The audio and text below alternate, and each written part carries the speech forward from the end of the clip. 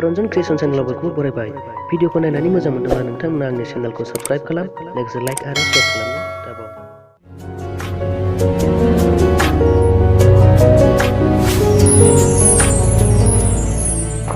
फैदो बिदिब्ला जों दानिया खन्थाइखौ खोनासंदिनि। खन्थाइनि मुं आं आरो बुंलिया मोजां मोनो होननानै। खनले खनले फोरमायखानाय जादोंमोन रावजों नङा फावफोरजों, दैहुंसे बिखानि अननायनि इसाराजों। दा आं आरो फिन खनसेबाव बुंलिया फैलासेनि बे गोरबो लैथो मुलुगाव, नोरजिया बैथा हमनानै फिन खनसेबाव आं आरो बुसोमजानो लुबैलिया।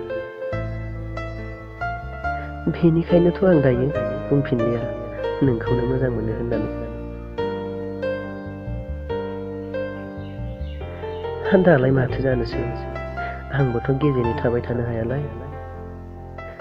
मोनसेल'सो सानस्रिया मुरुलांगोन नोंनि मुङै, आद्रा सिमांफ्रानोथ' गोथाङैनो थागोन ना। जाय सिमांफोरखौ आं मैयानो सुजुखादोंमोन रुगुंनो हरस'यै बै गोरबोथिलियाव।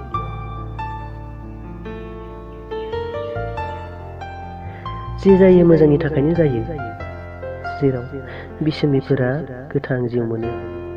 बेनिखायनोथ' आं दा बुंफिननाय नंलिया नोंखौ मोजां मोनथारो होननानै। नेवसिलांथों बिदिन्थाया गारनानै थांथोंलाय, सानसेथ' बिबो आंखौ उनथिं नायहरफिनगोन ना। बेंगुरा गोरबोआलाय आंनि, नोंजोंलाय बबाव हान्थिफानो हानोसै। थांखांनाय समखौथ' रावबो मोनफिनालाय, गोसोखांनायजोंलाय सोरथो माब्लाथो गारबोनाय बुब्लिफोरखौ मोनफिनबायफेरखोनो। जानांगौआथ' बेसो जाखायोना जाय हरखाबै जायो। बेनिखायनो दा आं जावलियाव बुंफिनलिया। गुमुर गैयै हरफोरखौ सम मोनसे खोमसियैनो बारहोथ'नोसै। सानसेब्लाबोथ' आलायारना नुजाफैगोन ना। आं आरो हारसिंथ' नङालाय बे दरसे मुलुगाव, दं आं बायदि बायहाजार फेलेंनि बोलि जानांनो। लाथिख'नि दौलेंजों बोनस्रो जानानै जाबथुसे फामफेवालि गोरबोजों देलायस्रियै बुब्लिखौ हास्थायखोमागोन।